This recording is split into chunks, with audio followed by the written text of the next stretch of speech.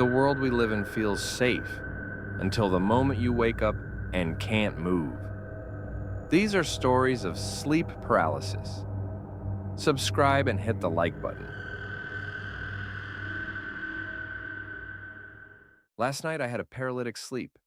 The day was just devastating. Work, phone calls, a fight with my girlfriend, then a pointless trip across the city in the rain. I came home exhausted, as if someone had pulled the plug on me. My thoughts were racing, my body ached, and the light hurt my eyes. I fell onto the bed, but sleep did not come. I lay there for hours, listening to the water running in the pipes and trying not to think.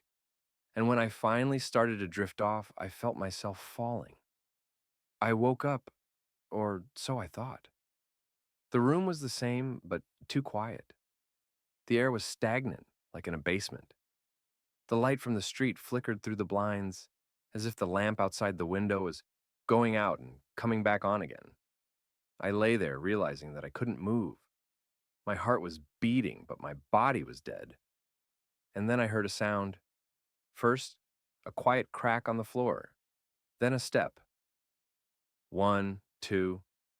Someone was walking slowly, carefully, as if they knew I couldn't move. I lay on my back, staring at the ceiling, and heard this someone stop by my bed. The mattress bent slightly. Someone sat down next to me. I couldn't see them, but I could feel their weight. Then, a breath, cold, right next to my ear, and a voice, low, drawn out, like a whisper through a knife. I always see you. I wanted to scream, but I couldn't.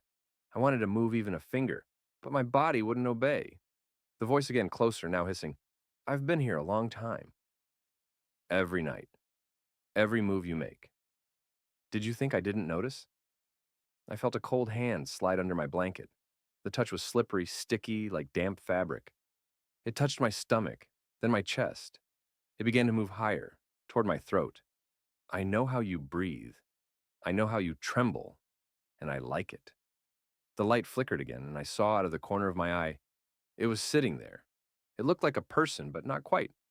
It had no face, only skin stretched over a dark void. Its head was tilted slightly, like a child listening. It was breathing slowly. You won't wake up today. Today I'll watch longer. I felt something dripping from its cheek onto my shoulder. Warm. Yes, tremble. I've been waiting for this for years. I was under your bed, in the closet, in the mirror, always here. You didn't see me, but I knew when you were crying, when you were alone, when you were weak. His hand squeezed my throat. The air became heavy, like concrete. My ears were ringing. You're not going anywhere.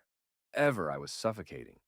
My head was spinning, and then I screamed, wildly, not in my own voice. I sat up sharply. The room was empty. The light was calm. The night was quiet. I was breathing as if I had escaped from the depths. Sweat was running down my back, only there was a dent in the mattress near my shoulder, and it was slowly flattening out as if someone had just gotten up.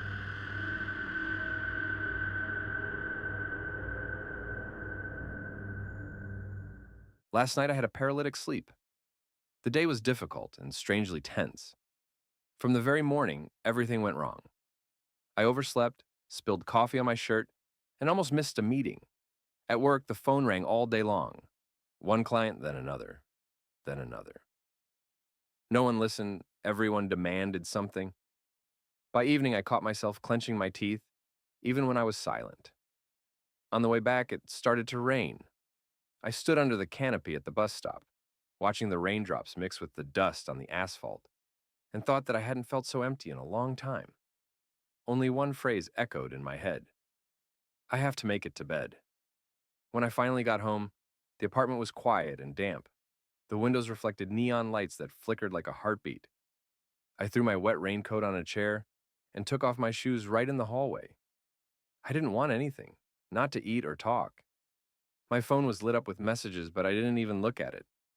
I just put the kettle on, but never turned it on. My head was buzzing. My body felt heavy, like after a fever. I fell onto the bed and closed my eyes, hoping to fall asleep right away. But sleep did not come. I could hear a pipe ticking somewhere in the walls, water dripping on the roof, and the refrigerator in the kitchen humming periodically, as if it were breathing. I lay there and thought that this was the only living sound in the apartment. And when I finally felt myself sinking into slumber, something strange happened. My body suddenly stopped obeying me. A tall, slender silhouette, like a person, but not quite. It doesn't move or breathe, it just stands by the door. I tried to convince myself that it was a shadow, a reflection, anything else. But my heart was beating so fast that it seemed like it would betray me and give me away. A second, two, an eternity. He tilted his head slowly, as if listening. Then he stepped forward. One step, the floor creaked. Another, the light from the hallway broke on his figure, and the shadow crept along the walls like black smoke. He stopped right next to the bed. He stands, he looks down. I smell dust and rust, and it makes me nauseous. And then, a voice. But not from outside, somewhere inside me, cold, flat. Don't get up.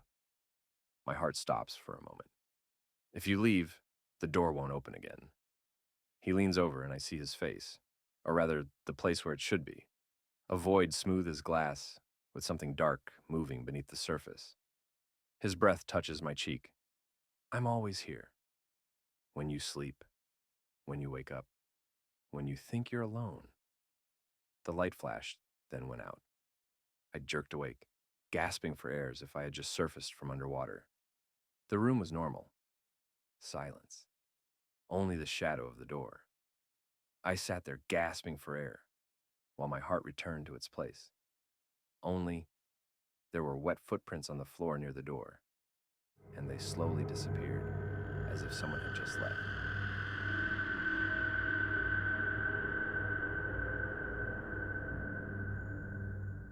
Last night, I had a paralytic sleep. The day was stifling, sticky with heat and noise. The air conditioning at work wasn't working, and the air smelled of dust and smoke. My colleagues were arguing over trifles, and I sat with my headphones on, trying not to hear anyone. My head was buzzing like an old TV when there's no signal. In the evening, I decided to just escape the city, to walk to the waterfront. The air was cooler there, but even the wind seemed heavy. I sat on a bench for a long time, watching the reflections of the streetlights swaying on the water, and caught myself feeling strange, as if someone was watching me. Every time I turned my head, there was no one there. I got home after midnight. It was dark in the stairwell. The light bulb had burned out again. My neighbor's door was open a few centimeters, and a cold draft was coming from inside, as if the refrigerator was open. I quickly walked past and locked my door. The apartment was quiet. Too quiet. Only the clock ticked in the darkness, reminding me that time passes even when you can no longer move. I fell onto the bed without even taking off my clothes. My eyes closed on their own. My body refused to move. And just as I was starting to fall asleep, everything stopped abruptly. I woke up. My eyes were open, but my body wouldn't obey me. The air was thick as ink. The windows were black, the light from the street long gone. The room was sinking into darkness, and I couldn't tell where the shadows began and the air ended. And then I saw them. Eyes, two pale spots in the corner of the room. Not shiny, not animalistic, human. But too big, too even. They just stared. They didn't blink. They didn't move. I tried to move my hand to scratch the blanket with my fingernail, but my fingers were dead. My heart was beating somewhere in my throat, and each beat echoed with pain in my temples. The eyes slowly approached. Without steps, without movement, they just got closer. I saw something moving in them, as if the reflection of my face was floating inside their bodies. And then I heard a quiet breath from the darkness. "Don't look." The voice was hoarse, like the sigh of the wind through an empty bottle. "If you look longer, they'll see you too." I wanted to close my eyes, but I couldn't. They were already looking at me, right inside, past my thoughts, past my fear. We can see when you're tired, whispered the voice. When you're not fighting. That's when the door opens. And in the darkness behind those eyes, two more appeared. Then more. They opened like fireflies in black water. Dozens of eyes, different ones. Some closer, some farther away.